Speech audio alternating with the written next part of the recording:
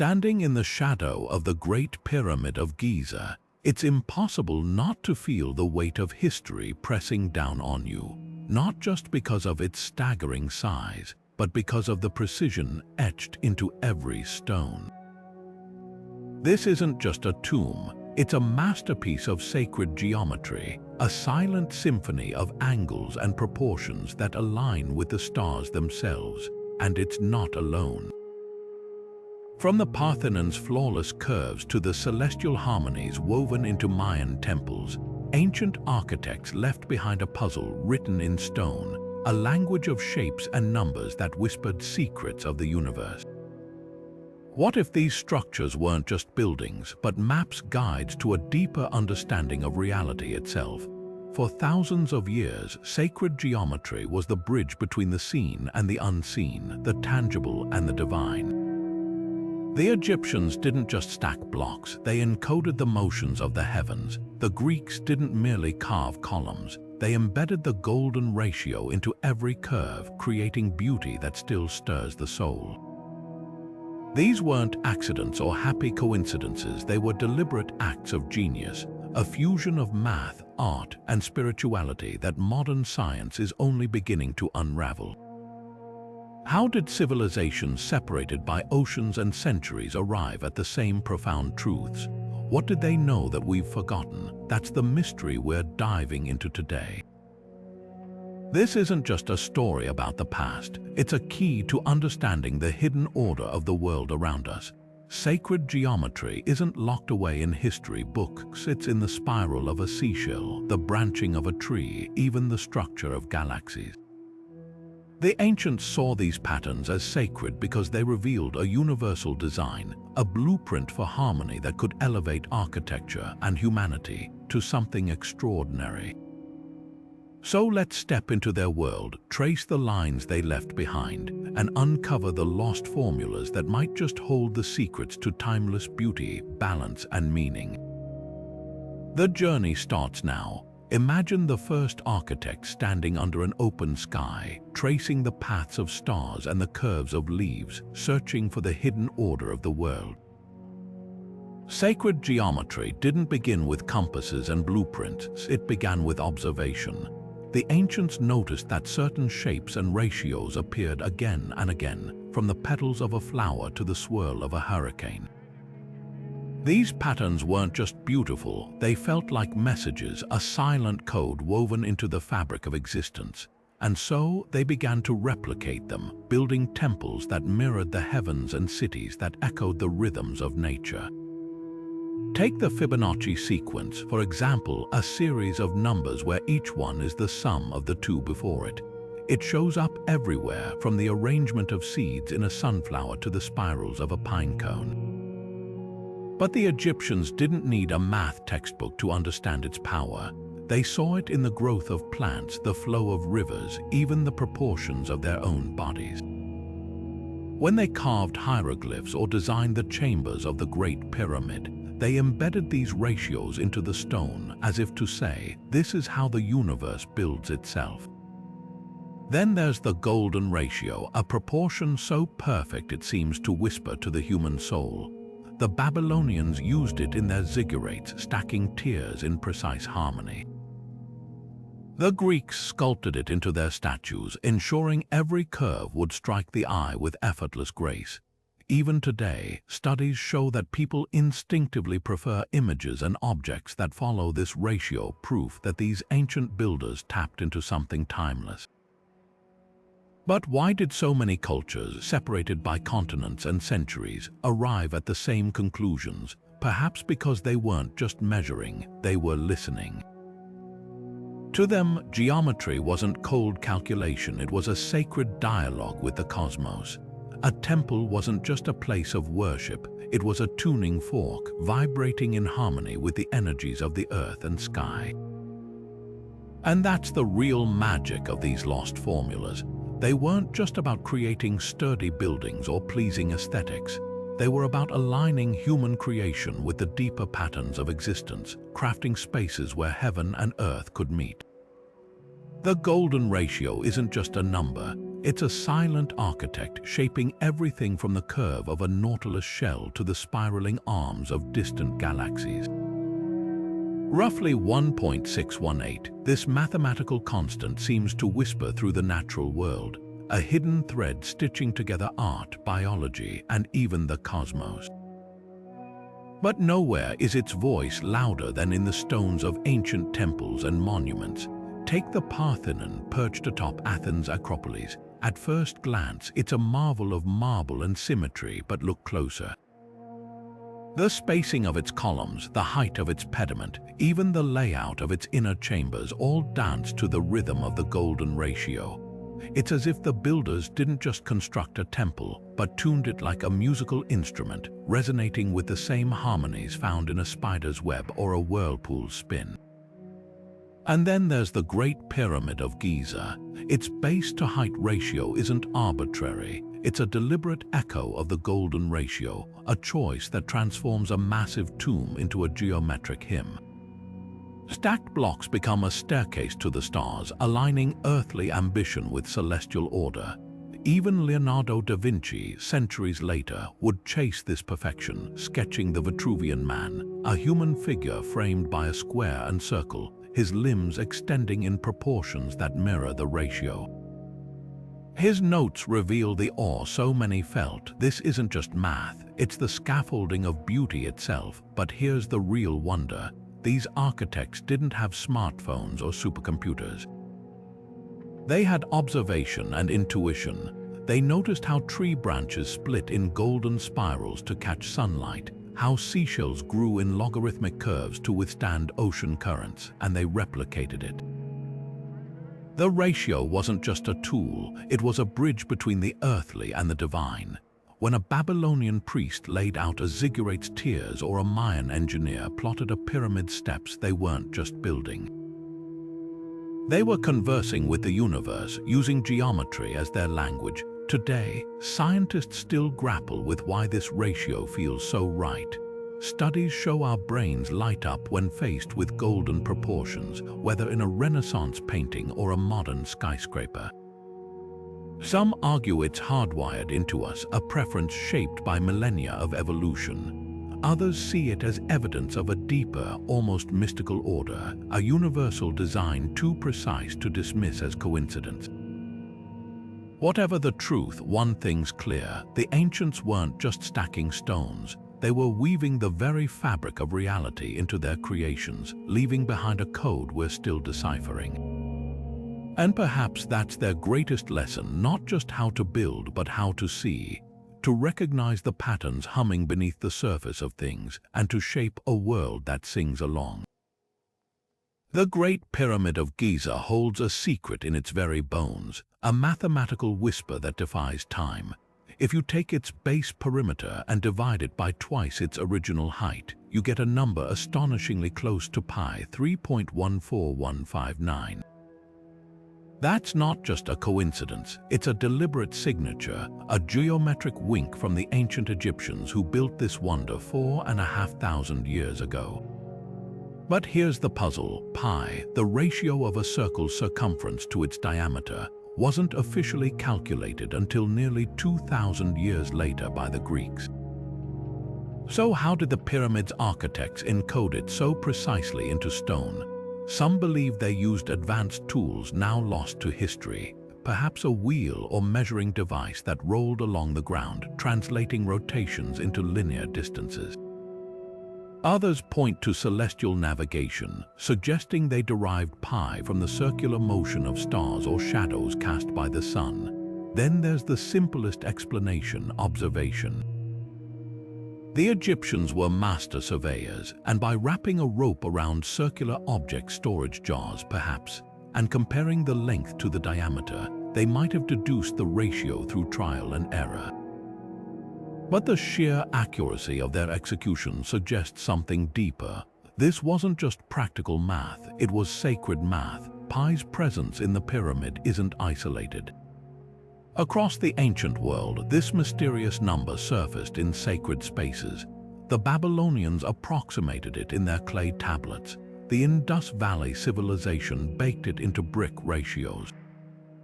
Even Stonehenge's inner circle, when measured, hints at a pie-like relationship between its circumference and diameter. It's as if these cultures, separated by continents, were all tapping into the same universal code, a hidden order governing both the heavens and the earth. What makes pi so special? It's an irrational number, infinite and patternless, yet it governs the curves of rivers, the orbits of planets, even the spiral of DNA. The ancients might not have had calculus or supercomputers, but they recognized pi's power as a bridge between the physical and the divine. When they built the Great Pyramid, they weren't just creating a tomb. They were embedding cosmic truth into architecture, crafting a monument that mirrored the mathematics of creation itself. And that's the real enigma. Not whether they knew pi, but why they revered it enough to stamp it into the desert sands for eternity. Etched into temple walls from Egypt to China, the flower of life is more than just an intricate design. It's a silent sermon in geometry. Picture 19 perfectly interlocking circles, their curves weaving a honeycomb of symmetry that feels alive, pulsing with hidden meaning. This pattern wasn't scribbled idly. It was carved with reverence into the stones of the Osirian, painted onto the floors of the Forbidden City, even traced in sacred texts across millennia. Why? Because to the ancients, this wasn't just art. It was a blueprint, a map of creation itself. Legends say the flower of life contains the secrets of the universe, from the microscopic dance of atoms to the grand spirals of galaxies. And when you look closer, it's hard to dismiss the idea. Each overlapping circle mirrors the way cells divide, the way soap bubbles cluster, even the way planets align in orbital resonance. The pattern repeats endlessly, fractally, as if whispering that the same rules govern the very small and the unimaginably vast. The Temple of Osiris at Abydos holds one of the oldest known examples, its walls bearing the flower in precise detail, as if the builders were saying, "This is how everything fits together." But here's where it gets even more fascinating. Modern science is catching up to this ancient wisdom. Quantum physicists now study geometric patterns like the flower to explain the behavior of subatomic particles. The arrangement of circles mirrors the way energy waves interfere with one another, creating standing waves, the same phenomenon that shapes electron orbits in atoms. It's as if the ancients encoded quantum theory into sacred art millennia before microscopes or particle accelerators. Then there's the Forbidden City's hidden geometry. Chinese scholars used the flower of life to align palaces and gates, believing its proportions harmonized earthly power with cosmic order. They weren't alone. In medieval Europe, alchemists drew the pattern in secret manuscripts, convinced it held the key to transforming base metals into gold, a metaphor, perhaps, for unlocking the hidden potential of the universe. What makes the flower of life so enduring? It's the ultimate symbol of connection. Every circle relies on the others. Remove one, and the pattern collapses. The ancients saw this as a divine truth, that life, energy, even consciousness are threads in the same tapestry. Today, researchers in fields from crystallography to cosmology are rediscovering its relevance, proving that some truths transcend time. The flower of life isn't just a relic, it's a reminder that the universe speaks in geometry, and we're finally learning to listen. Plato gazed at the night sky and saw more than stars. He saw geometry made manifest. In his vision, the universe wasn't built from chaos but from 5 perfect shapes, the Platonic solids, each with faces, edges, and angles so precise they seemed divinely crafted. The fiery tetrahedron, the steadfast cube, the airy octahedron, the watery icosahedron, and the celestial dodecahedron, these weren't just mathematical curiosities. To the ancients, they were the architectural blueprints of reality itself, the hidden scaffolding behind everything from a grain of salt to the orbit of planets.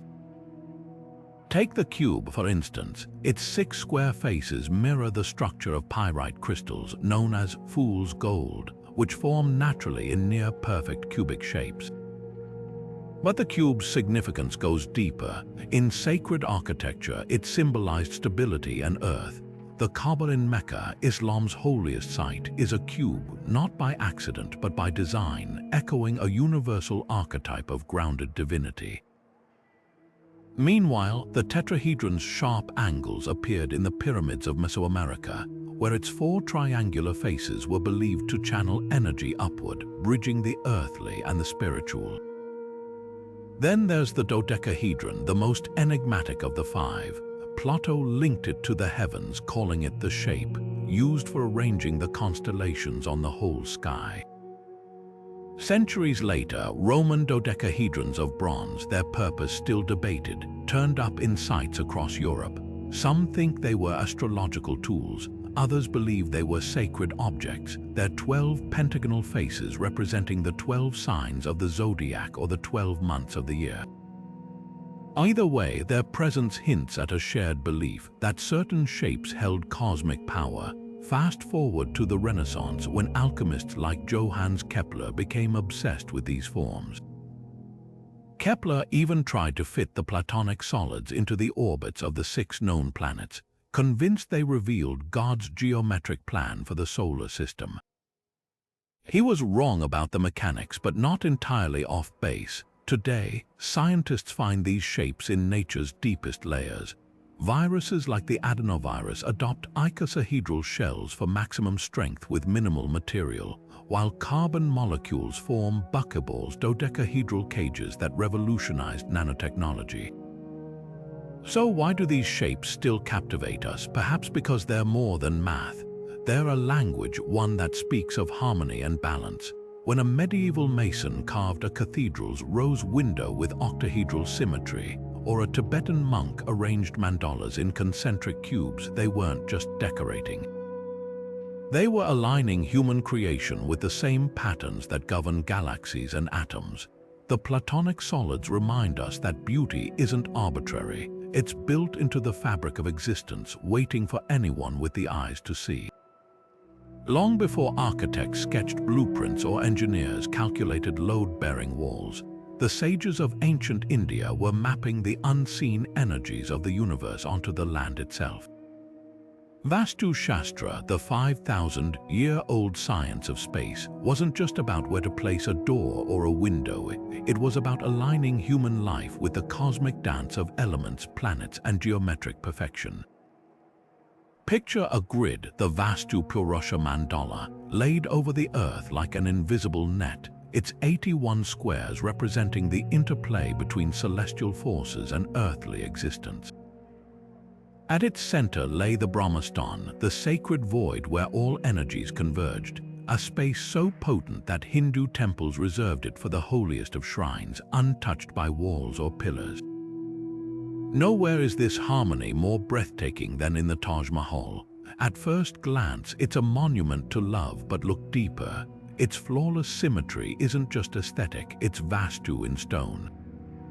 The mausoleum sits precisely along a north-south axis, aligning with magnetic earth currents said to enhance spiritual resonance.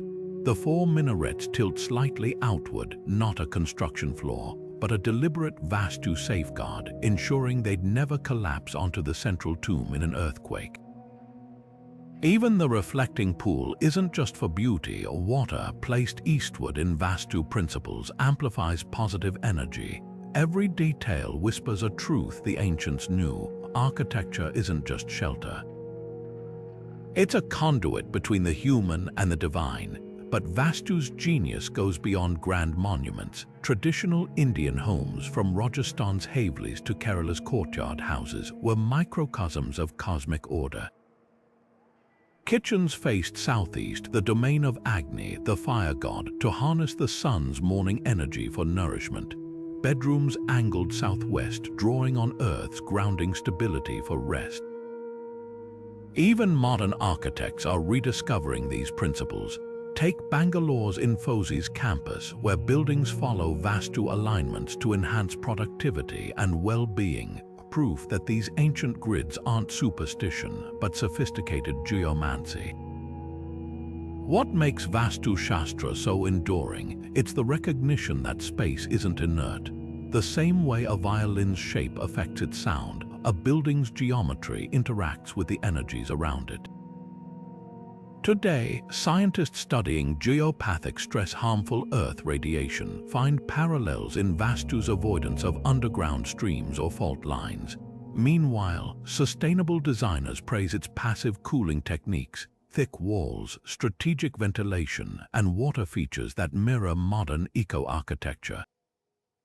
Perhaps the sages didn't have the language of quantum physics or environmental science, but their intuition mapped a truth we're only now quantifying, that living in harmony with nature's geometry isn't just poetic, it's profoundly practical. From the celestial alignments of Khajuraho's temples to the fractal-like carvings of Meenakshi Amon, Vastu's Shastra proves sacred geometry was never just about math. It was a dialogue, a way of asking the land where it wanted a wall to rise, a door to open, a life to flourish. And in that dialogue, we find a timeless lesson: the finest architecture doesn't impose. It listens. The moment you step inside Shatra's cathedral, light transforms into something sacred. Stained glass windows in deep blues and ruby reds don't just decorate the space, they dissolve the walls, turning stone into a kaleidoscope of divine radiance. But this wasn't an accident of medieval craftsmanship. Every pane, every curve of the vaulted ceiling was calculated with geometric precision to orchestrate an experience beyond aesthetics. The architects of Gothic cathedrals weren't just builders, they were alchemists turning sunlight into spirituality through sacred geometry's silent language. Take the rose window above Shatra's western entrance. Its 12 petals aren't merely decorative, they mirror the 12 tribes of Israel, the 12 apostles, even the 12 signs of the zodiac, weaving biblical narrative and cosmic order into a single radiant wheel. The geometry here is deliberate, circles within circles, each proportioned to the golden ratio, creating a visual harmony that pulls the gaze upward, as if guiding the soul toward heaven. And then there's the labyrinth embedded in the cathedral's floor.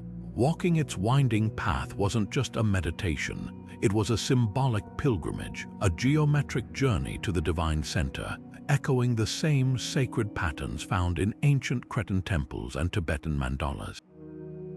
But the true genius of Gothic geometry lies in its arches. Pointed and ribbed, they do more than support weight, they direct energy. Unlike the rounded Romanesque arches that came before, Gothic vaults channel forces outward and upward, allowing walls to become canvases for light. The secret, hidden equilateral triangles, builders use them to calculate the perfect angles for distributing stress, turning physics into an act of worship. When sunlight strikes just right, the entire space seems to hum, the ribs of the vaults casting shadows that trace sacred shapes across the floor, fleeting yet eternally repeating. Even the cathedral's floor plan whispers geometric secrets. Shatra's is laid out as a cross, but measure its proportions, and you'll find the square root of 2, a ratio believed to bridge the human and the divine. From the alignment of solstice light patterns on specific carvings to the precise placement of pillars marking celestial events, every stone seems placed by celestial navigation. Modern laser scans reveal discrepancies of less than an inch across the entire structure, proving these weren't approximations but acts of devotion, millimeter-perfect prayers in limestone and glass. What's haunting is how these techniques echo across cultures. The same principles that guide light in Shatra's appear in Iran's Nasir al-Mulk Mosque, where stained glass turns morning rays into rivers of color, and in Cambodia's Angkor Wat, where corridors align with equinox sunrises. It's as if these builders, separated by continents and centuries, shared an unspoken understanding. That geometry is the universe's mother tongue, and to speak it fluently is to touch the divine. Today, neuroscientists studying sacred architecture find that these spaces don't just feel uplifting, they rewire perception. The brain processes fractal patterns like those in rose windows as deeply calming, while precise ratios trigger dopamine responses tied to awe. The ancients might not have had fMRI machines, but they knew this instinctively, that certain shapes and lights don't just please the eye, they awaken something older than thought. Gothic cathedrals stand as proof that beauty isn't just seen. It's felt in the bones, a resonance between the built and the boundless, and that's their final lesson. True architecture doesn't just shelter bodies. It speaks to souls. Climbing the steps of El Castillo at Chichen Itza, you're not just ascending a pyramid, you're stepping onto a cosmic calendar carved in limestone. Each of its 4 staircases has 91 steps, totaling 364 when combined with the shared platform at the top. Add the one final step to enter the temple, and you've got 365, a perfect solar year etched into stone. But this is just the surface of the Maya's genius. These temples weren't just monuments, they were celestial mirrors, their edges and angles tuned to the rhythms of the heavens with a precision that still stuns astronomers today.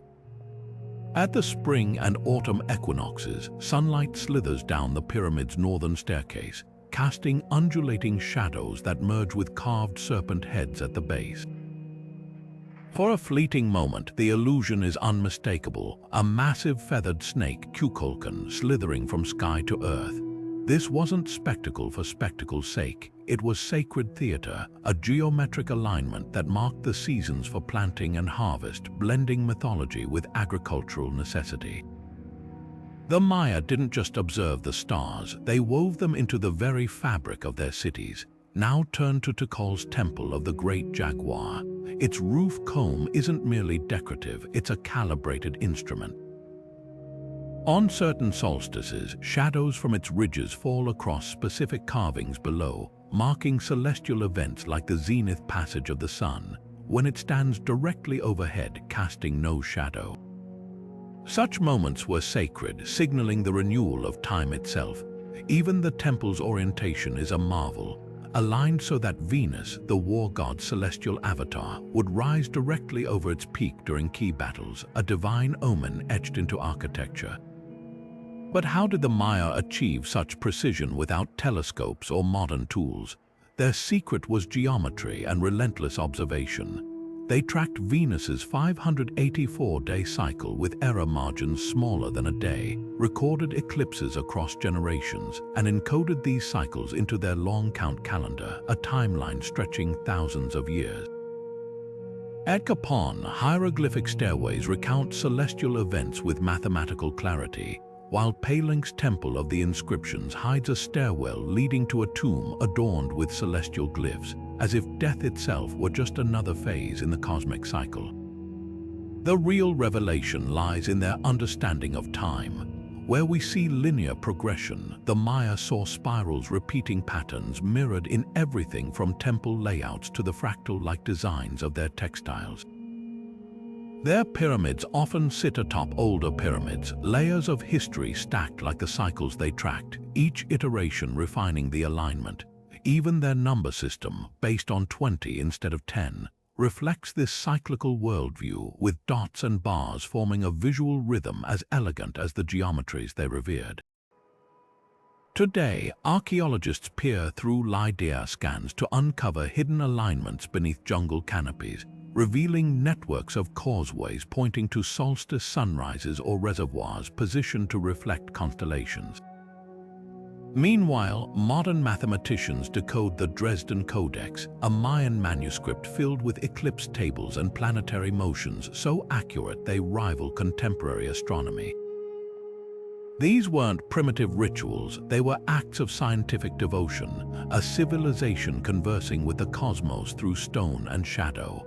The Maya remind us that sacred geometry wasn't about static beauty, it was a living language.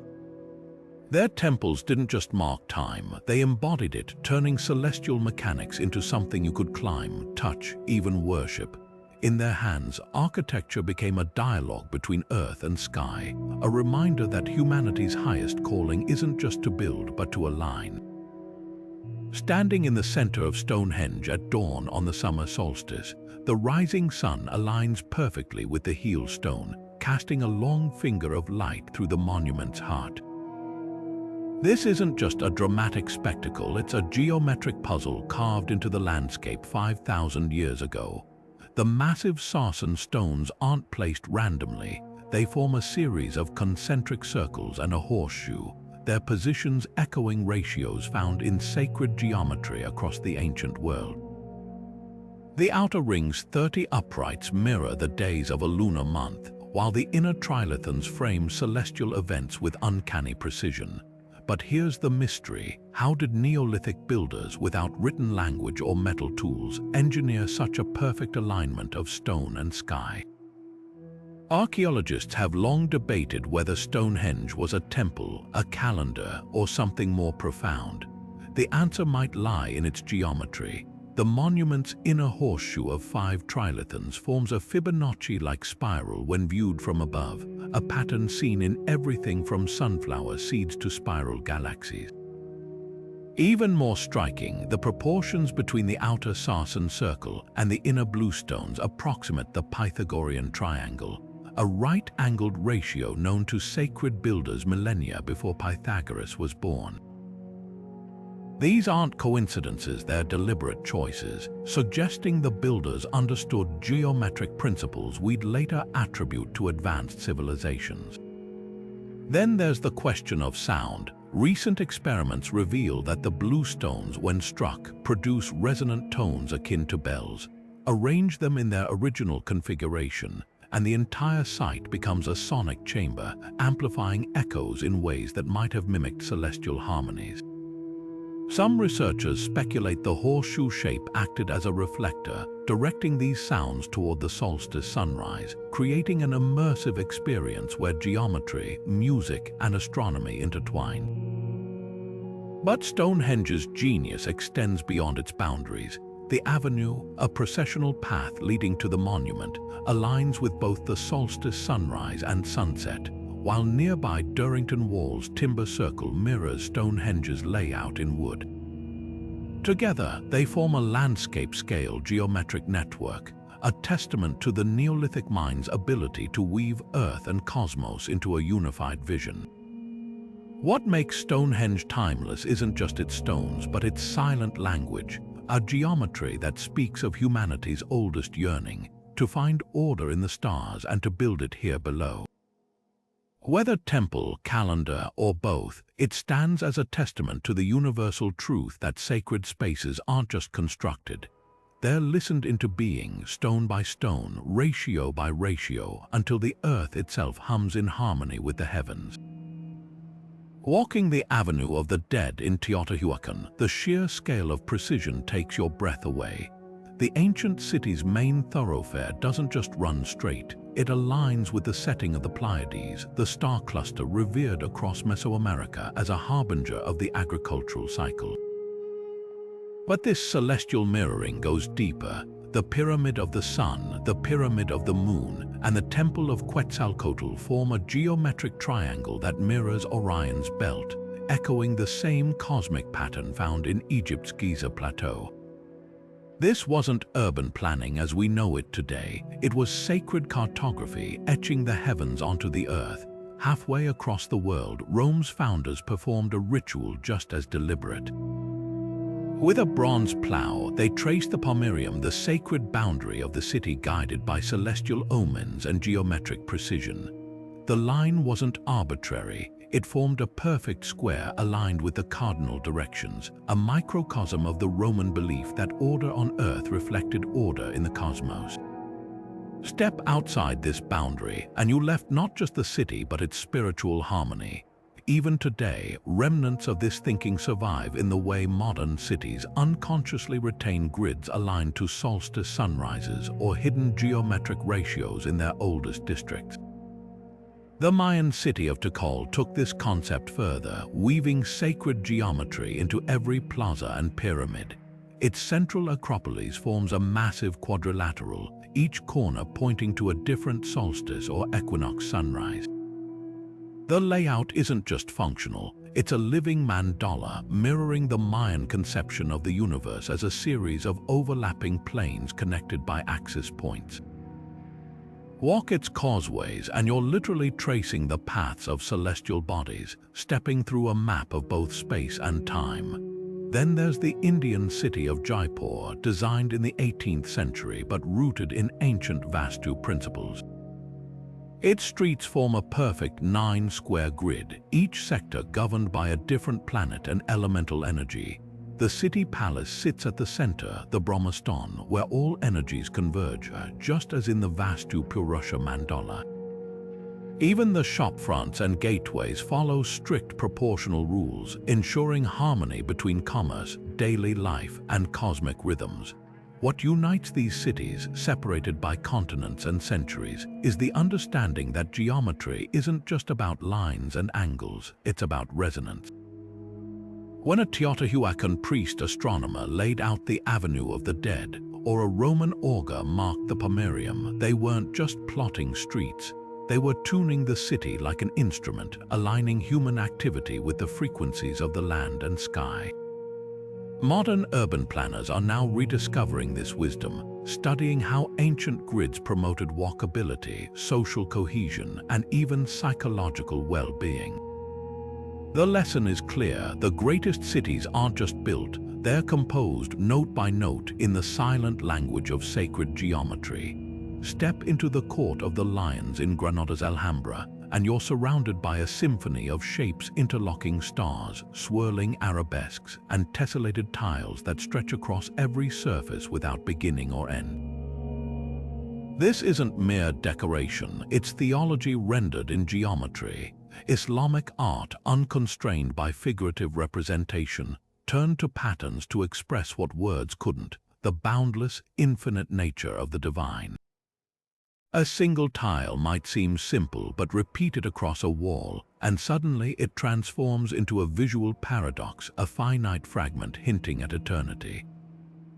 The secret lies in the mathematics. Take the Alhambra's famed muqarnas, those honeycomb-like vaults that seem to drip from ceilings like frozen starlight. Each tiny niche is a three-dimensional puzzle of concave and convex forms, calculated using precise geometric ratios to create the illusion of weightlessness.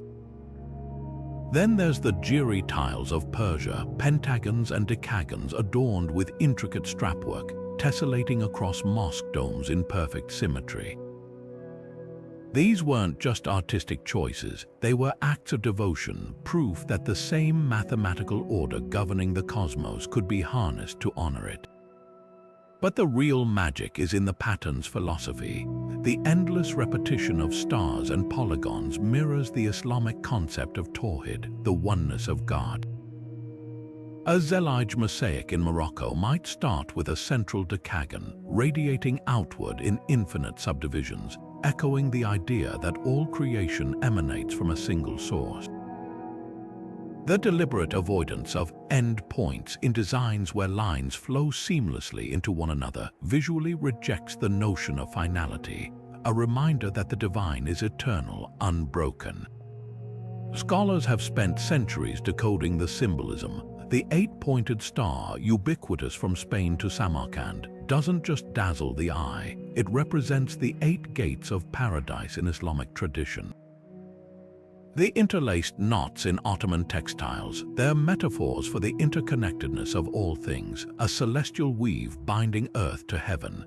Even the colors hold meaning: lapis blue for the heavens, emerald green for life, gold for enlightenment, each hue placed with geometric precision to vibrate in harmony. What's astonishing is how these artisans worked without modern tools. Compasses and straightedges were their only allies, yet they achieved precision that today's Siddhi software struggles to replicate. In Isfahan's Sheikh Lotfallah Mosque, the dome's interior is a masterpiece of rotating symmetry. Stand beneath it, and the patterns seem to shift as you move, a kinetic hymn to the unseen. Meanwhile, the Alhambra's Palace of the Lions features over 100 distinct geometric designs, no two repeating exactly, yet all derived from just 17 foundational tile shapes, a testament to combinatorial genius. Contemporary mathematicians still study these designs for their advanced grasp of concepts like quasi-crystals and non-periodic tiling. phenomena only formally defined in the 20th century. When Nobel laureate Peter Liu traced the Jiri tile's fractal-like properties, he realized medieval Islamic artists had anticipated mathematical breakthroughs by 600 years. Their work wasn't just art, it was applied cosmology, a bridge between the tangible and the transcendent. To walk through these spaces is to experience geometry as prayer. The play of light across cut tiles, the way shadows deepen the grooves of calligraphic Cufic script, every element conspires to dissolve the boundary between observer and infinite. In a world where sacred geometry often feels abstract, Islamic art makes it visceral. These aren't just patterns, they're portals, inviting the eye to trace paths that the soul instinctively understands lead somewhere beyond the edges of the visible. And that's their quiet revelation, that the divine isn't just above or beyond, but coded into the very angles and curves of our world, waiting to be seen. The Vesica Piscis is more than just two circles overlapping. It's a geometric heartbeat pulsing through sacred art and architecture for millennia. Picture this, two perfect circles of equal size, intersecting so that the center of each rests on the other's edge. The almond-shaped space where they meet isn't empty. It's a threshold, a doorway revered by mystics and builders alike as the womb of creation. In Christian symbolism, it cradles the ichthys, the fish emblem of Christ, but its roots dig far deeper. The ancient Egyptians carved it into temple walls as the Eye of Horus, a portal between earthly and divine sight. The Celts wove it into knotwork, believing its curves channeled the flow of life force.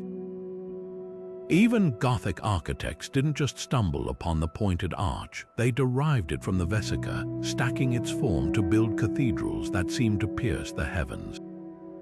Why does this shape resonate so powerfully? The answer lies in its proportions. The height of the Vesica's almond to its width forms a ratio of roughly 1 to the square root of 3, a relationship echoing throughout nature, from the spacing of tree branches to the structure of crystals. Medieval scribes knew this intuitively. When they laid out illuminated manuscripts like the Book of Kells, they used the Vesica as an invisible grid, framing sacred text within its harmonious curves. To them, these pages weren't just reading material, they were talismans, their geometry infusing words with spiritual potency. But the Vesica's magic isn't confined to parchment or stone. Gaze at a stained glass rose window in Chartres Cathedral, and you'll see its form repeated in radiating tracery, transforming sunlight into a kaleidoscope of divine geometry. The same shape appears in the mandorla, the glowing aureole surrounding Christ, and the Virgin Mary in Byzantine icons, symbolizing their bridging of heaven and earth. Even Leonardo da Vinci's Vitruvian Man fits snugly within the Vesica's frame, his outstretched limbs touching its edges, a testament to the human body as a microcosm of cosmic order. What makes the Vesica Piscis timeless is its duality. It's born from two circles, symbols of unity and infinity, yet their intersection creates something entirely new, a third space where opposites merge. Alchemists saw this as the sacred marriage of sun and moon, fire and water. Sacred architects used it to design doorways and windows, ensuring every passage through them wasn't just physical but symbolic, a step between realms. Today, neuroscientists studying perception find that the human brain processes the Vesica's proportions as inherently pleasing, suggesting these ancient builders tapped into something hardwired within us. From the floor plans of Romanesque churches to the petals of a daisy, the Vesica Piscis whispers a truth the ancients knew well, that the boundary between worlds isn't a wall but a curve, a shape that invites us to step through. At the heart of Hindu spirituality lies a geometric masterpiece so potent, it's said to contain the entire universe within its lines, the Sri Yantra. Picture 9 interlocking triangles, 4 pointing upward like flames, 5 downward like roots, all nested within concentric circles and framed by a square with ornate gateways. This isn't just artwork, it's a cosmic blueprint, a two-dimensional map of creation itself. The upward triangles represent Shiva, the masculine divine energy, while the downward ones embody Shakti, the feminine creative force. Where they intersect, 56 smaller triangles form, each junction humming with spiritual significance, a visual echo of how opposing forces weave together to manifest reality. What makes the Sri Yantra extraordinary isn't just its symbolism, but its mathematical precision. The angles between its triangles aren't arbitrary, they're calculated to exact ratios that mirror the harmonics found in nature. Modern physicists analyzing its structure have noted similarities to the geometric patterns produced by cymatics, the study of how sound waves shape matter. When sand is scattered on a plate and exposed to specific frequencies, it arranges itself into Sri Yantra like mandalas, suggesting this ancient design might literally resonate with the vibrational fabric of existence. Temples across India, like the 12th century Khajuraho complex, embed the Sri Yantra's proportions into their foundations. Walk their corridors and you're tracing the same geometry that governs the human body's energy centers, the chakras. The outermost squares, gateways, align with the root chakra, grounding the structure to the earth, while the innermost point, the bindu, symbolizes the crown chakra's connection to infinite consciousness. It's no accident that meditators focus on this central dot. It's the singularity where all duality collapses, the still point around which creation revolves. But here's the mystery. According to tradition, the Sri Yantra's perfect form can't be drawn freehand. Legends say even the gods used sacred tools to plot its lines, as a single deviation disrupts its power. In 1990, a team of mathematicians attempting to recreate it with computers found that its angles required calculations accurate to the 9th decimal place, a precision inconceivable for ancient scribes working without modern technology. How did they achieve this? Some scholars propose they used advanced string and peg methods, while others believe the designs were revealed through deep meditation, accessed as cosmic truths rather than invented. Today, the Sri Yantra's influence stretches far beyond temples. Silicon Valley engineers study its fractal-like properties for quantum computing models, while neuroscientists explore how meditating on its patterns synchronizes brainwaves. A 12,000-year-old symbol born from the meeting of spirituality and geometry might just hold the keys to tomorrow's breakthroughs. And that's the real lesson of the Sri Yantra. It reminds us that the universe isn't random. It's a dance of angles and energies waiting to be decoded. The Forbidden City doesn't just sit on the earth, it converses with it. Every courtyard, every gate, every sweeping roofline was meticulously placed according to Feng Shui's ancient playbook, a geometric dance between human ambition and the invisible currents of Kai. At first glance, it's a masterpiece of red walls and golden tiles, but look deeper. The entire complex aligns along a strict north-south axis, mirroring the cosmic balance of yin and yang, while its rectangular layout symbolizing Earth is punctuated by circular ceremonial altars representing heaven. This wasn't just symbolism, it was spiritual engineering designed to channel energy so potent it could sustain an empire for centuries. Feng Shui's secret lies in the dragon lines, invisible pathways of energy crisscrossing the landscape like celestial rivers. The Forbidden City was built atop Beijing's strongest vein, its meridian gate positioned to harness this flow like a spiritual lightning rod. Even the number of roof ridges and the placement of guardian lion statues followed geometric rules to amplify protection and prosperity. The Hall of Supreme Harmony, where emperors held court, sits at the precise intersection of these forces, its raised platform acting as an energy amplifier. Step inside and you're standing in a vortex of calculated harmony, where every angle was a prayer for stability, but the Ming dynasty took this further. Their tombs, nestled in the rolling hills outside Beijing, are masterclasses in sacred geometry. The spirit way leading to the tombs doesn't curve randomly, it follows the natural contours of the land, a serpentine path mimicking the dragon's meandering energy. Statues of mythical beasts flank the route, spaced according to auspicious ratios to ward off negative forces. The tombs themselves are cosmic clocks. Their circular mounds heaven rest on square bases earth, echoing the ancient Chinese belief that the universe was round above, square below. Even the choice of materials mattered. White marble, used for ceremonial bridges, was believed to conduct Qi more purely than stone, while the vibrant colors of painted beams corresponded to the 5 elemental energies of Feng Shui. Modern laser surveys reveal just how precise these builders were. The Forbidden City's central axis deviates less than half a degree from true north, an accuracy that would have required advanced astronomical tools. Yet the Ming architects achieved this without satellites or GPS, relying instead on Luopan compasses' bronze discs inscribed with concentric rings of sacred geometry. These weren't just direction finders, they were maps of cosmic order, their needles quivering not just to magnetic north, but to the subtle pull of dragon lines. What's astonishing is how these principles still resonate. Contemporary architects designing Beijing's Olympic Stadium, the Bird's Nest, consulted Feng Shui masters to ensure its swirling steel beams wouldn't disrupt the city's energy grid. Meanwhile, scientists studying geopathic stress find parallels in Feng Shui's avoidance of underground water veins, areas now known to emit low-frequency vibrations that disrupt sleep and health.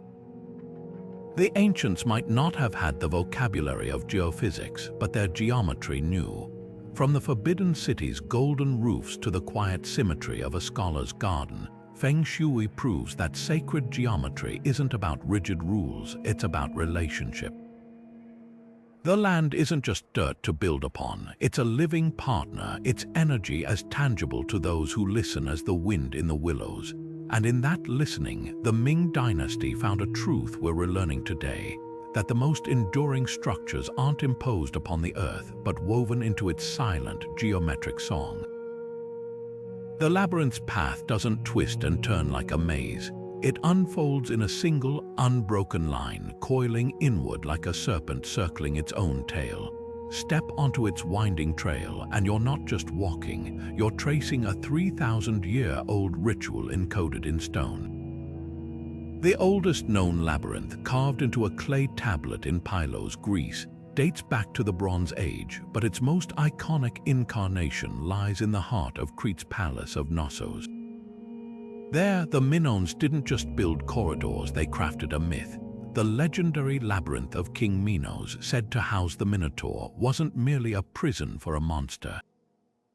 It was a geometric metaphor for the human soul's journey, the twists and turns of life, the confrontation with inner shadows, and the eventual return to the center transformed. Centuries later, medieval monks would echo this symbolism under the vaulted ceilings of Chartres Cathedral. Their 11-circuit labyrinth, embedded in the nave's floor, became a pilgrimage for those who couldn't travel to Jerusalem.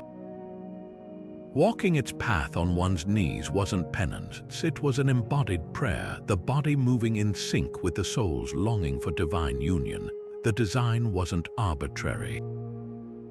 Its 12 concentric circles mirrored the 12 months and zodiac signs, while the 4 quadrants echoed the cardinal directions, turning the physical act of walking into a cosmic dance.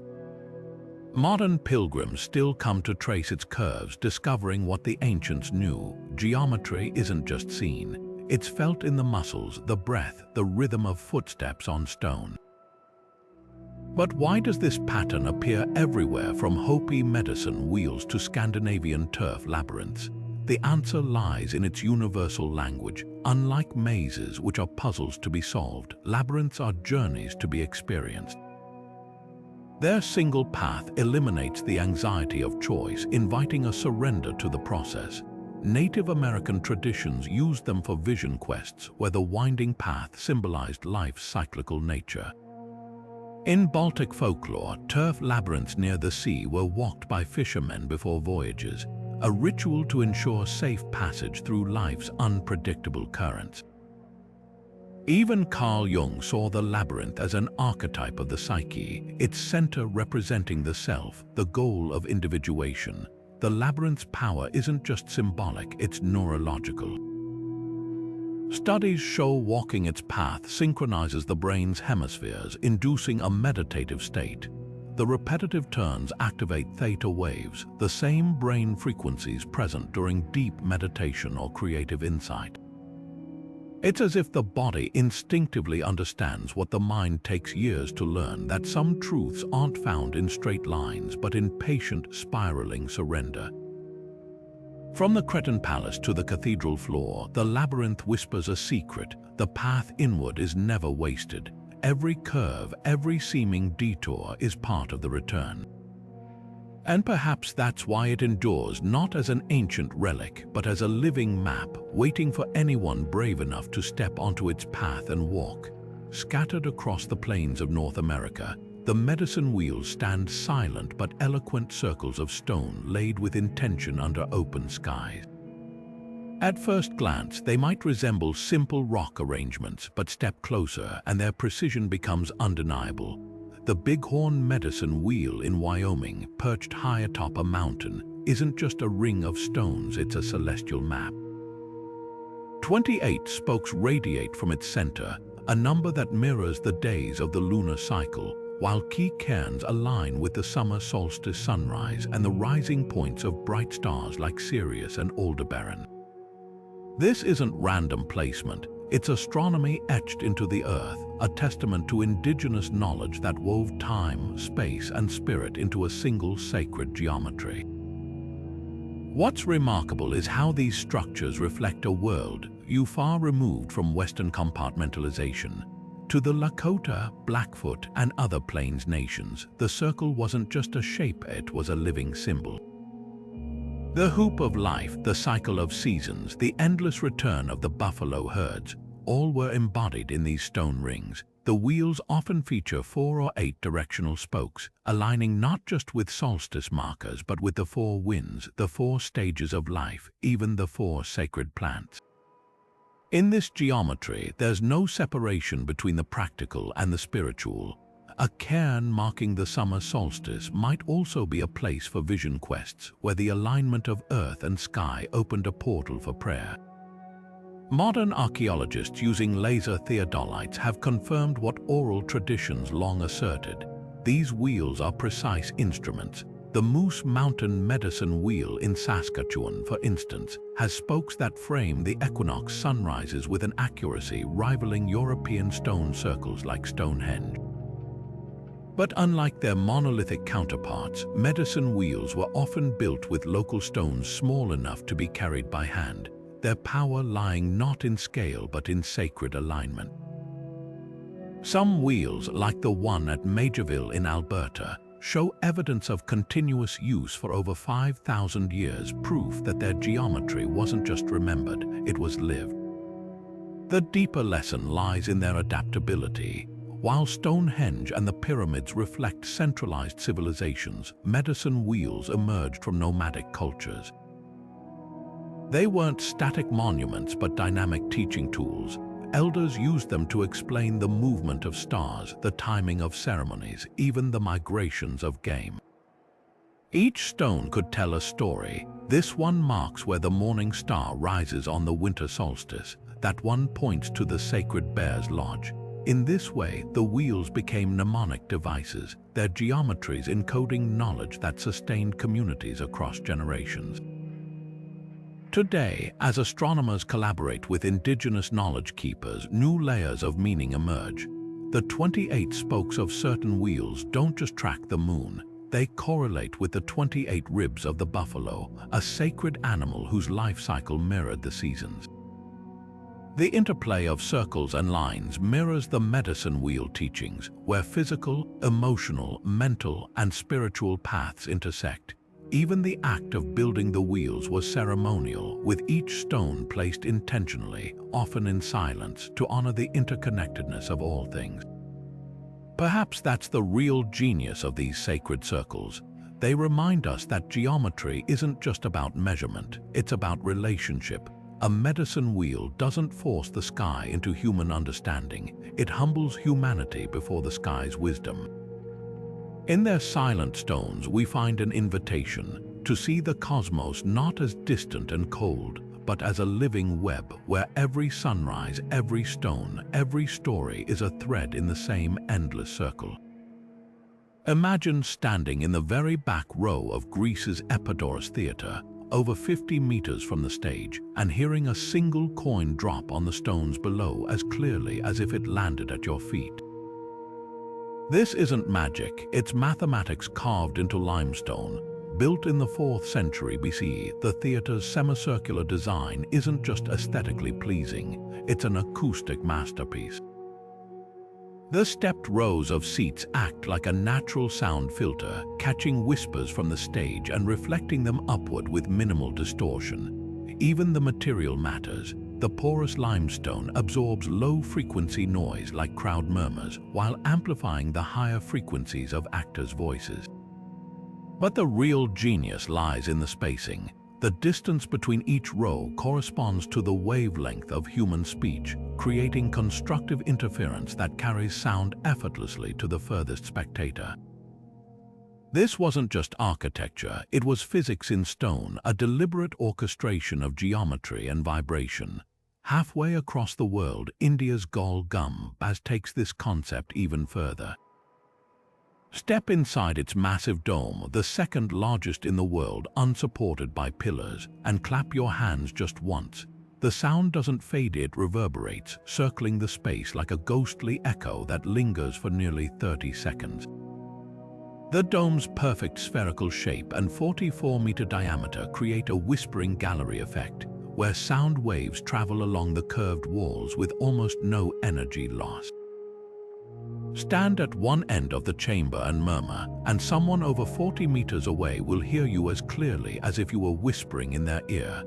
The builders of the 17th century didn't have oscilloscopes or frequency analyzers. They had intuition honed by observation.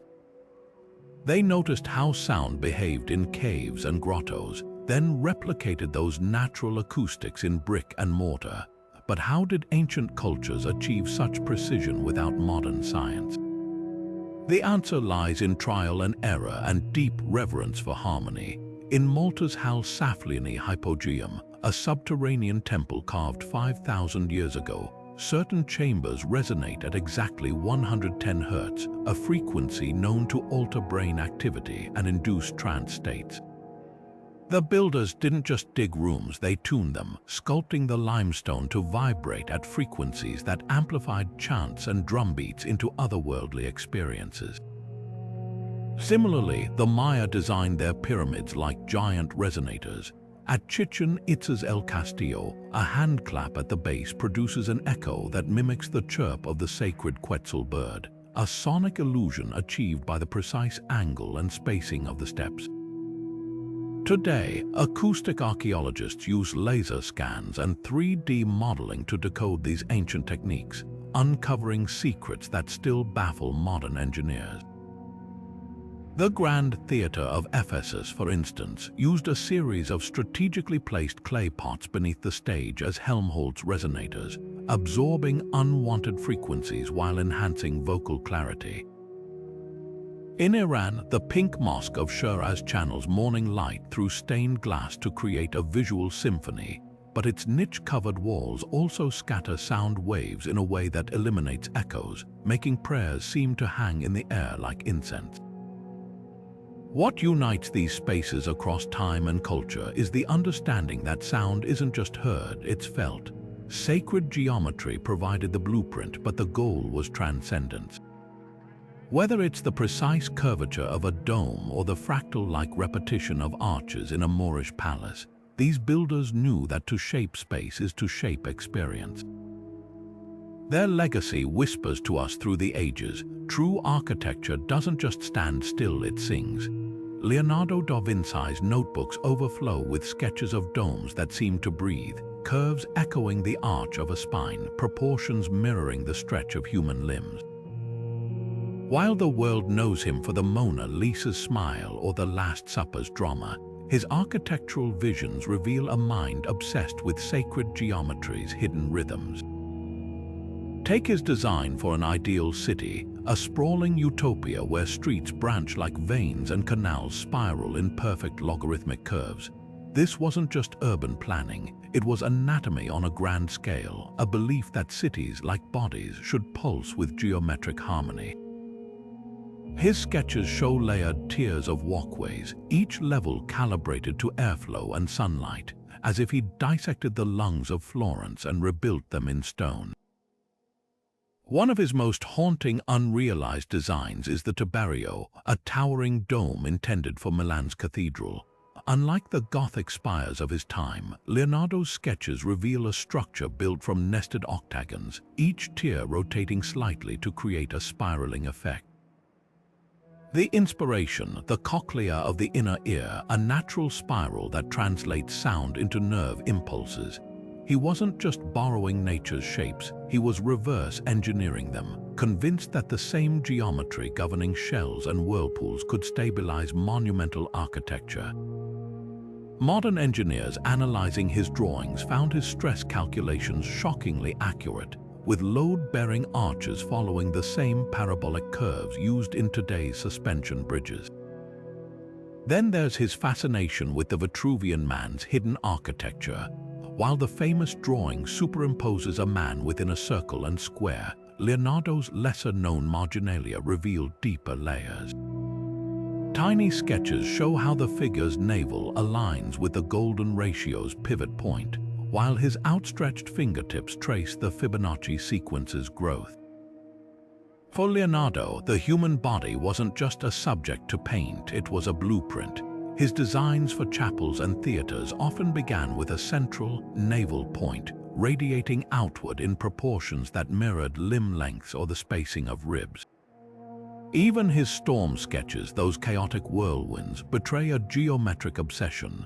Their spirals match the vortex patterns he later applied to staircase designs, turning turbulence into elegance. What's most striking is how he merged ancient wisdom with empirical observation.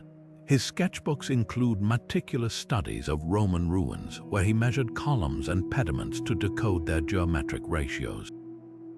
Yet he also dissected corpses, sketching hearts and arteries with the same precision he used for cathedral floor plans. To him, the branching of a bronchial tree and the vaulting of a chapel ceiling obeyed the same universal rules, a belief echoed millennia earlier by the builders of Angkor Wat or the Parthenon, but rediscovered through Renaissance eyes. Had his architectural visions been built, they might have rewritten history. Imagine a Milan where hospitals followed the fractal branching of blood vessels for optimal airflow, or a Venice with floodgates modeled after heart valves. Even his war machines, often dismissed as fantastical, hid geometric secrets. The gears of his armored tank interlocked in golden ratio proportions, while his ideal fortress used concentric walls whose angles deflected cannon fire as efficiently as a pinecone scale shed rain. Leonardo's legacy whispers a truth the ancients knew: geometry isn't just a tool, it's the connective tissue between earth and sky, between the body and the cosmos. His unbuilt domes and cities remind us that the greatest architecture doesn't just stand firm, it breathes, grows, and resonates, alive with the same patterns that spin galaxies and shape seashells. In his pages, we see sacred geometry not as a relic, but as a living language waiting for those bold enough to speak it. The flames that consumed the Library of Alexandria didn't just burn parchment, they erased entire dimensions of human understanding. Among the countless scrolls reduced to ash, historians suspect were masterworks of geometry by Euclid himself, treatises so advanced they might have rewritten our architectural history. Picture this: Euclid's Elements, the foundational text of geometry that survived, is just a fraction of his known writings. Ancient accounts mention his lost works on porisms and conic sections, texts that delved into the very principles sacred architects used to align temples with celestial movements. What if these vanished volumes held the keys to techniques we've spent centuries struggling to rediscover? Consider the Antikythera mechanism, that baffling ancient Greek device often called the world's first computer. Recovered from a shipwreck, its gearwork tracks planetary motions with precision rivaling modern clocks. If such mechanical genius existed, what geometric knowledge might have been housed in Alexandria's halls? The library reportedly contained designs by Archimedes, including plans for a heat ray that used parabolic mirrors to focus sunlight, proof that the ancients weren't just theorizing about shapes, they were harnessing their power. The library's destruction didn't just rob us of inventions, it severed a thread of insight into how geometry could manipulate light, energy, even space itself. Then there's the mystery of the Great Pyramid's missing capstone. Some scholars believe it wasn't merely decorative but a geometric amplifier designed to interact with the pyramid's angles to channel energy or celestial alignments. Alexandria's librarians might have held the blueprints. The library was a melting pot of Egyptian, Greek, and Babylonian knowledge cultures that all encoded sacred ratios into their architecture. Imagine scrolls detailing how the pyramid's chambers were acoustically tuned, or how the Parthenon's curvature counteracted optical illusions. These weren't just building tricks, they were dialogues with the fabric of reality, techniques that blended math with mysticism. The loss echoes in the gaps of our history. When Gothic architects centuries later struggled to replicate the Parthenon's flawless curves, they were working blind, unaware that the formulas might have once sat on Alexandria's shelves.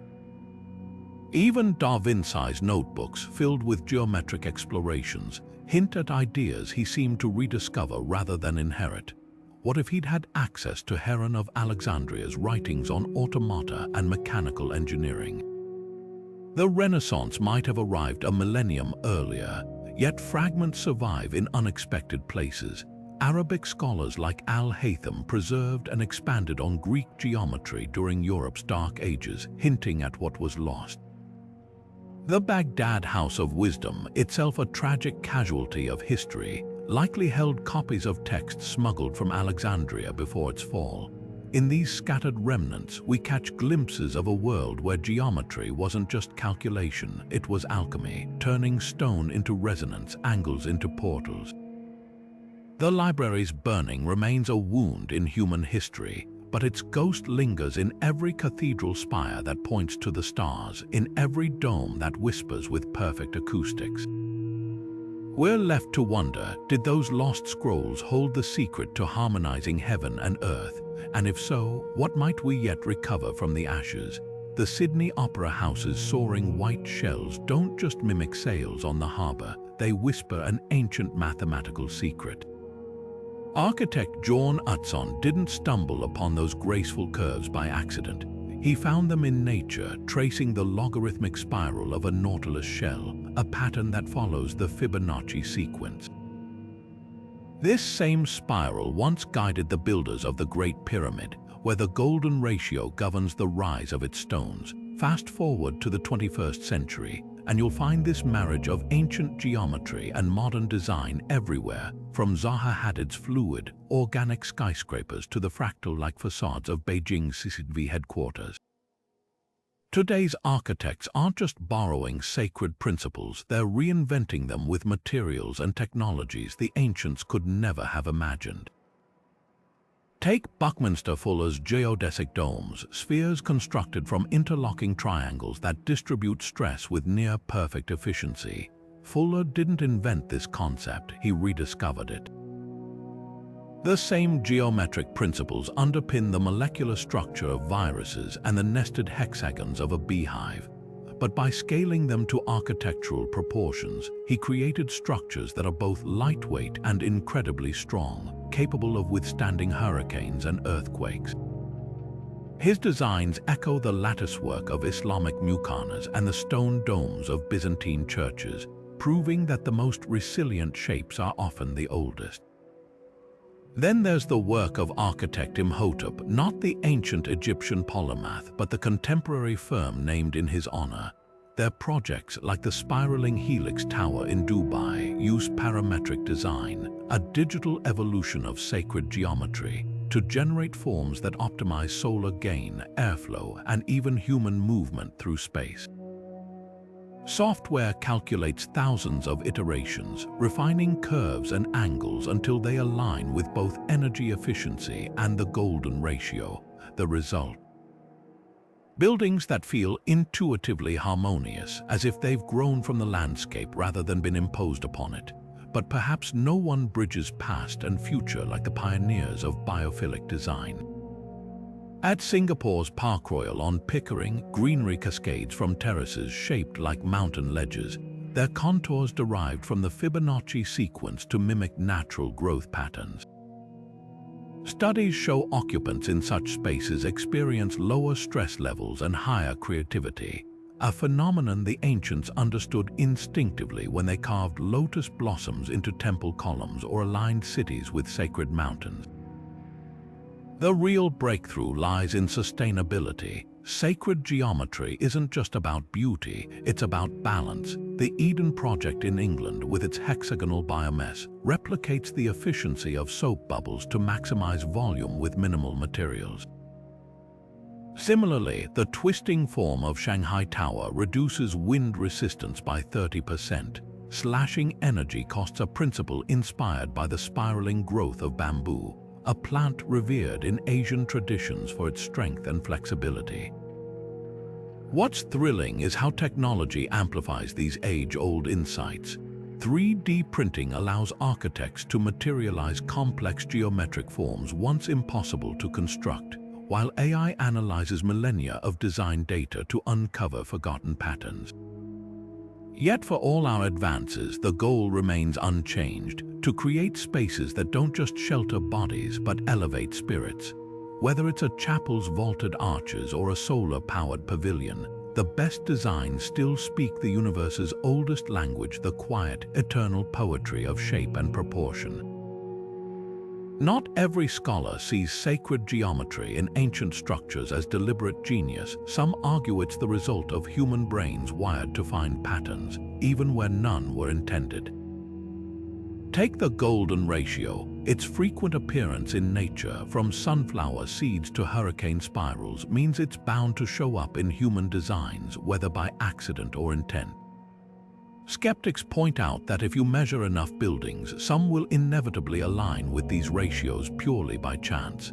The Parthenon's proportions, for instance, have been hotly debated. While many claim its facade fits the golden rectangle perfectly, others note that the original measurements are lost to time, and later reconstructions might unconsciously favor the ratio because we expect to find it there. Then there's the Great Pyramid's pi connection. Critics argue that attributing advanced math to its builders ignores simpler explanations. A wheel rolled along the base could produce the same ratio without the Egyptians understanding pi as a mathematical constant. Similarly, the Fibonacci sequence's prevalence might reflect practical problem-solving rather than mystical intent. A builder stacking stones might naturally stagger them for stability, unknowingly replicating the sequence, just as a branching tree does. Does that make the tree a mathematician or the builder a botanist? But the counter-argument is compelling. Why do these coincidences cluster in sacred sites across cultures? The Maya, Egyptians, and Greeks had no contact, yet all embedded the same ratios in temples aligned with celestial events. The odds of that happening randomly are slim. And consider the precision. The pyramid sides deviate from true north by less than 1/10 of a degree. That's not luck, it's laser-like intention. Even skeptics concede that some alignments, like Stonehenge's solstice markers, are too exact to dismiss. The debate often hinges on modern bias. We project our love of clean math onto the past, assuming ancients thought like us. But what if their math was experiential? A mason might not calculate the golden ratio with numbers but feel it in the balance of a curve, the pleasing weight of a doorway's arch. Sacred geometry could have been less about equations and more about embodied wisdom, a language of the hands as much as the mind. Perhaps the truth lies between extremes. Some patterns were intentional, others emergent. What's undeniable is that these shapes resonate across millennia, stirring something deep in us. Whether by divine blueprint or human instinct, the result is the same: structures that don't just stand but speak. You might not be stacking limestone blocks under the desert sun, but sacred geometry's magic isn't locked away in ancient temples. It's waiting to transform your everyday spaces. Start with something as simple as rearranging a room.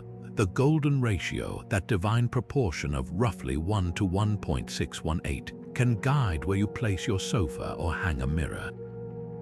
Measure the room's length and divide it by this ratio to find the ideal spot for a focal point, like a fireplace or artwork. Suddenly, a cramped living room feels balanced, not by chance but by design.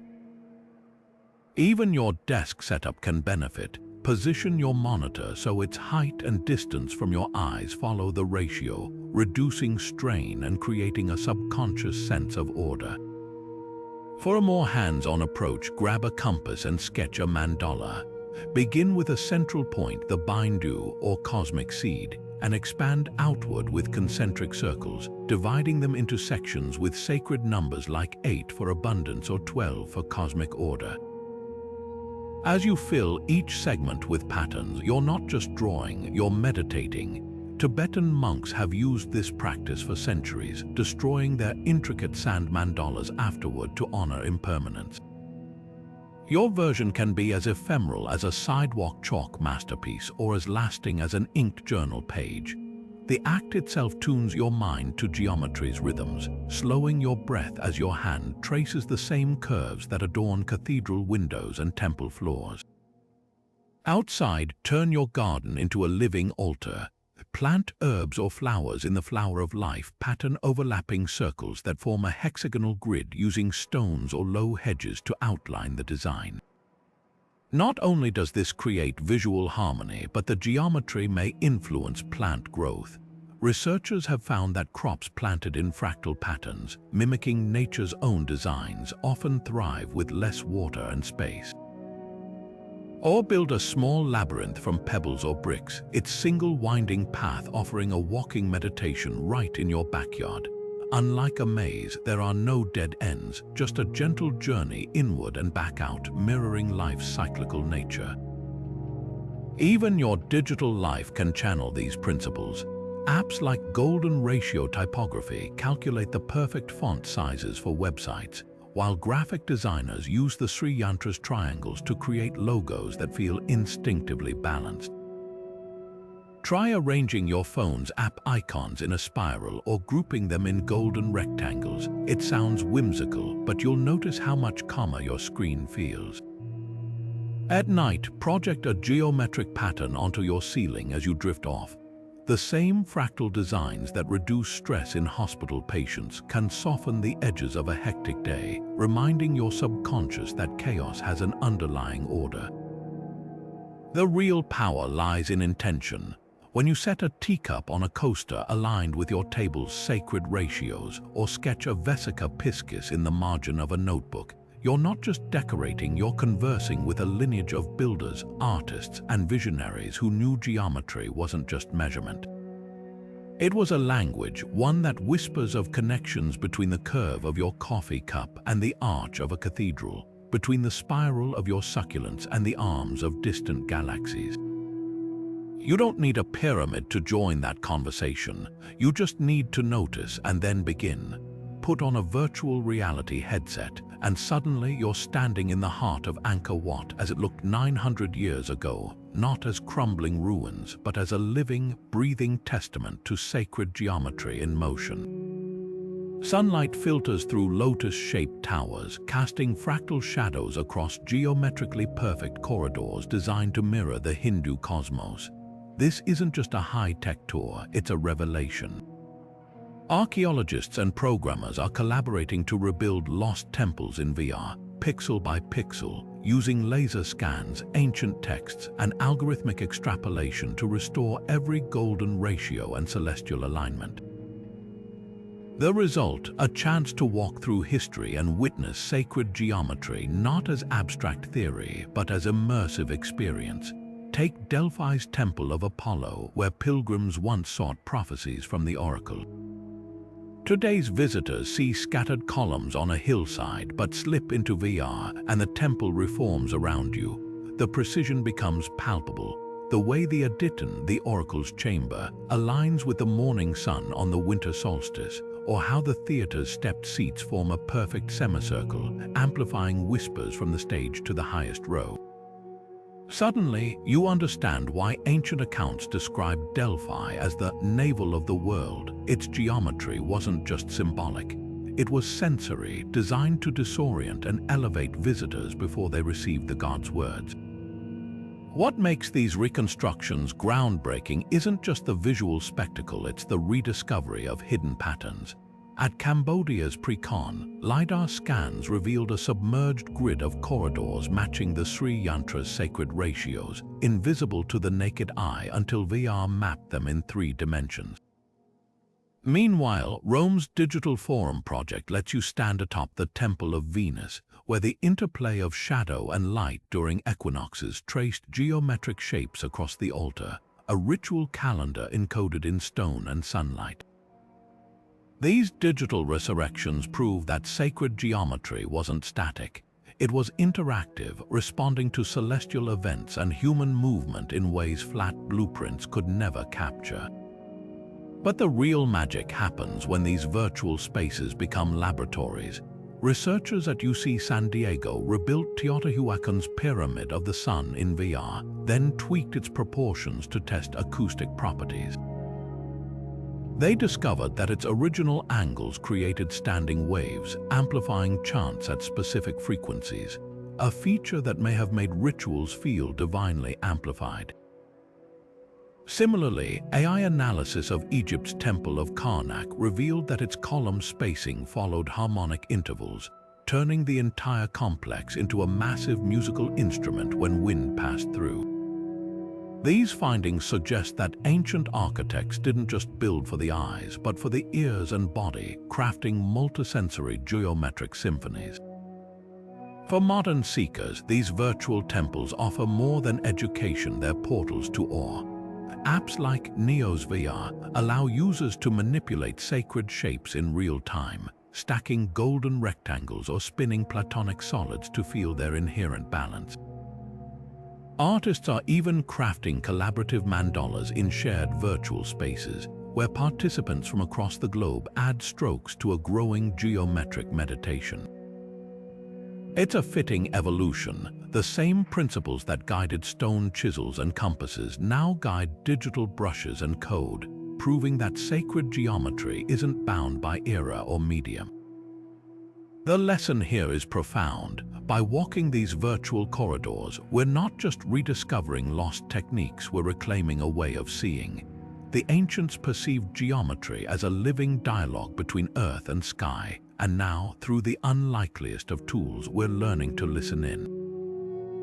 The future of sacred architecture isn't just about glass skyscrapers or floating cities, it's a homecoming, a return to the geometric roots that once connected every temple and tomb to the pulse of the cosmos. Picture a city where buildings don't just stand on the earth but grow from it, their shapes shaped by the same algorithms that arrange petals on a flower or stars in a galaxy. This isn't science fiction, it's already happening. In Barcelona, the Sagrada Familia's unfinished spires are being completed using AI models that analyze Gaudi's original sketches inspired by the branching patterns of trees and the curves of seashells. The result, a cathedral that feels less like a human construction and more like a living organism, its stone veins pulsing with ancient geometric wisdom. Now imagine a temple grown from mycelium, its delicate fungal threads weaving themselves into vaulted arches and domes without a single blueprint. Scientists at MIT have already created biodegradable building materials from mushroom roots, materials that self-assemble into structures with the same efficiency as termite mounds or coral reefs. These organic forms aren't just sustainable, they're inherently sacred. echoing the Fibonacci spirals and fractal branching that ancient cultures revered as divine signatures. What if the next Stonehenge isn't quarried and hauled but coaxed into being, its geometry dictated by the same natural forces that shaped the first forests? The real revolution lies in biomimicry's marriage to AI. Designers are now feeding algorithms centuries of sacred geometry, the golden ratio of the Parthenon, the harmonic proportions of Shastra's Cathedral, and asking them to generate new forms that balance beauty, function, and ecological harmony. One stunning example is the Lotus Temple in New Delhi, a modern marvel with 27 self-shaping marble petals arranged in clusters of 3 and 9, numbers long sacred in Vedic tradition. Its design wasn't just aesthetically pleasing, it was computationally optimized to cool the interior naturally, reducing energy use by 40%. This is the future, buildings that don't just nod to sacred geometry but breathe it, their very cells aligned with the rhythms of wind, light, and human ritual. But the most profound shift might be in urban planning. Smart cities of the future could abandon rigid grids for organic, fractal-inspired layouts, where streets branch like rivers and neighborhoods cluster like beehives. Research shows that fractal patterns repeated at different scales, like the veins on a leaf or the tributaries of a delta, reduce stress and enhance navigation. In China, the Chengdu Future City is being designed with these principles, its undulating green roofs and spiraling walkways mirroring the natural landscape. It's a return to the wisdom of medieval Islamic cities, where winding alleys followed ancient trade routes and water channels, or the Mayan metropolises that mirrored constellations on the ground. Yet for all our tech, the deepest question remains, will these designs retain the spiritual charge of their ancestors? A mycelium temple might grow itself, but will it hum with the same resonance as a Gothic cathedral's vaults? An AI-generated mandala could be mathematically flawless, but will it stir the soul like a hand-carved Sri Yantra? The answer lies in intentionality. Sacred geometry was never just about precision. It was about devotion, the act of aligning human creation with cosmic order. As we stand on the brink of this new era, we have a choice: to let algorithms run wild or to guide them, as the ancients guided their chisels, with reverence for the patterns that bind star to stone and soul to space. The tools have changed, but the language remains the same. From the pyramids to the Parthenon, sacred geometry was the silent architect of civilizations, weaving math, myth, and meaning into stone. These structures weren't just built, they were composed like symphonies written in angles and ratios, each line a verse in an ancient dialogue between earth and sky. The Great Pyramid's celestial alignments, the Parthenon's golden curves, the labyrinthine whispers of Shastra's Cathedral, they all share a common language, one that transcends time and culture. It's a language that doesn't just speak to the eyes, but to the soul, echoing patterns found in the swirl of galaxies and the spiral of a nautilus shell. What's astonishing isn't just the precision of these designs, but the universality of their appeal. A medieval monk tracing a labyrinth, a Maya astronomer plotting Venus's path, a Persian artisan tessellating stars into mosque domes, all were tapping into the same invisible order. They understood something we're only now rediscovering, that geometry isn't just a tool for building, but a bridge between the tangible and the transcendent. When a Gothic arch lifts your gaze upward or a Sri Yantra's triangles draw your mind into meditation, you're experiencing a truth the ancients encoded into their creations. Certain shapes resonate with something deep within us, a primal recognition of harmony. Yet for all our modern advancements, we've lost something vital. Today's cities rise in grids of steel and glass, efficient but often soulless, their geometries dictated by profit margins rather than cosmic rhythms. But the tide is turning. Architects are once again turning to biomimicry, letting the Fibonacci sequence guide skyscrapers' curves, or using sacred ratios to design spaces that heal rather than just house. The irony is profound. The formulas we once dismissed as mystical are now being validated by physics, neuroscience, and ecology. The ancients didn't have our technology, but they had something equally powerful, an intuition for the interconnectedness of all things. So the next time you walk past a building, pause, look closer. That archway, it might echo the curve of a falling water droplet, that stained glass rose window.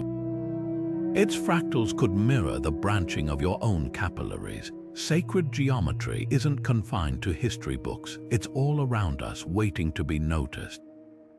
And that's the real gift of these lost formulas. They invite us to see the world not as a collection of random shapes, but as a living, breathing geometric poem.